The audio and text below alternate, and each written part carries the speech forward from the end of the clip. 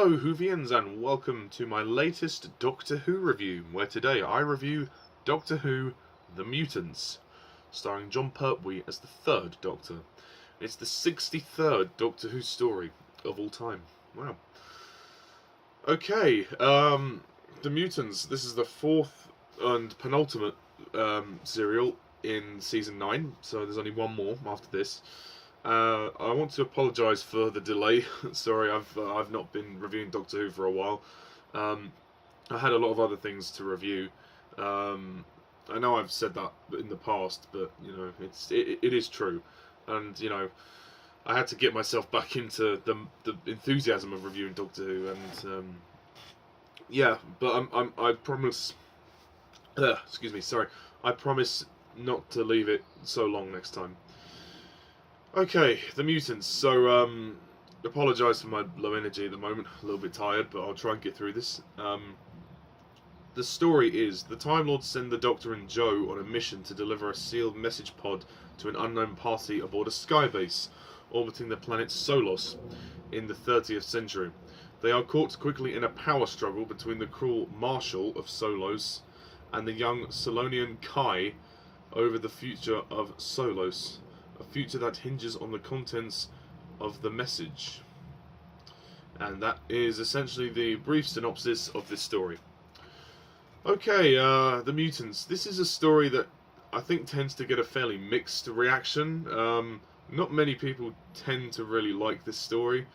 Others think it's like decent and like not bad. I don't think it's regarded as a classic, and I can kind of see why. The Mutants, I thought it was fine. It was adequate. It was decent. It'll do. I will definitely give it a pass. I don't think there was anything groundbreaking about it, but I enjoyed it. It was a little bit long, 6 parts, but it kept itself moving well enough. I think any longer and it would have been far too long. But it was good enough to keep itself moving, so that's good. And what does keep it moving is that conflict between the Marshal and Kai. I mean, and it's very much a... This story is more of a dramatic story in that sense. It's more about the tension within... It's within the characters. It's more of a character piece, this story, than it is about the spectacle. Although the spectacle that we get is great. I mean, the look of the story is fantastic. I love the sets, and the sort of space station that they're on is really cool.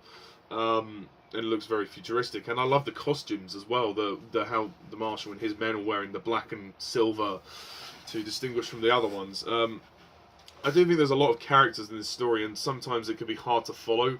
So that's another thing that kind of bogs it down, is that, and sometimes I can't remember who's on which side. So I think, I mean, it's not a major complaint, but I think they could have just made that a bit more identifiable. But Jon Pertwee's great in this story. He gives one of his best performances, and I love his interactions with the Marshal. They're really good. As well, I think Katy Manning has really come a long way as Jo. Jo is so much better than she used to be. I mean, in the previous season, she was very much settling into the role. She was trying to find her own character, and she wasn't trying to be the same as Liz. But I think she's great in the story, and she really takes control of situations here. And she's trying to help Kai and all of that. And Kai is pretty cool as well. He's a good character. I do think he's a bit of an over-actor at times. Sometimes his delivery can be perceived as overacting. I think he can be over the top in places. But the Marshal is a great villain. He's a he's just basically an arsehole. He's just a prick. He's a cold killer. He's a murderer. He basically kills one of the mutants in cold blood. So you don't want to mess with this guy. And the Doctor comes toe to toe with him quite a lot. The look of the aliens is fine. I don't know what they look like really. I mean, I guess they have kind of a beetle look to them. But you know, they certainly look okay. But I can't see them ever reappearing again. but that's just me. The music of the story's fine. Again, most of it's fine, but it's just nothing groundbreaking. The story wasn't like amazing. I think the marshal's death was a little bit abrupt. The way he just suddenly, the guy sort of, I can't remember his name, emerges, and then just disappears. Right. Okay. So he gets shot and he just disappears. It's a little quick, really. But you know, it's not. I mean, it's still a very entertaining story. It's just a little long at 6 parts. I think the direction by Christopher Barry is decent enough. Barry Letts produces quite well. The script again is nothing special, but it's good enough. It's a fun story. It's fun, but I don't really see it as anything more than that. So yeah, the story was an interesting character piece, but yeah, it was fine. That's all I can really say. Although there are some moments where I know this was made in the 70s, 1972. There are some moments where we have some green screen shots. The Doctor is walking through this cave, and the back projection green screen is kind of obvious.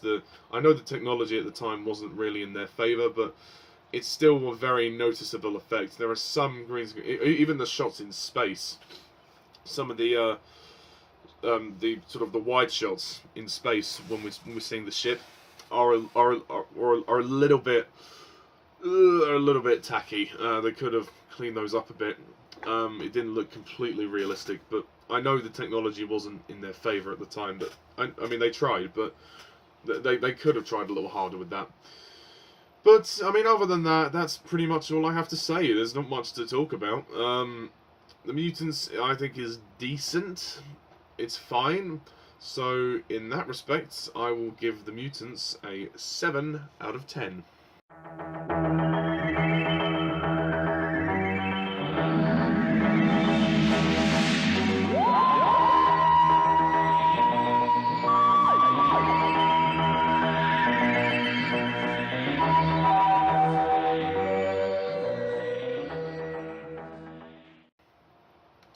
Yes, a respectable 7 out of 10 for this story. Okay, the Mutants, that's done. So the next review is The Time Monster, which is the season finale of this season. And I promised to do it sooner rather than later. And it is, it is a long story. It's 6 parts. But it's the final story of this season. I mean, I'm not sure how popular it is, actually, by all accounts, but I don't know. So that will be interesting. And then we move on to the 4th season from Pertwee, which is actually Joe's final season. So, yeah, we'll have to make the most of that. And then I've only got 2 more seasons to do for Pertwee, so, yeah, only 10 more stories after the next one. So, yeah.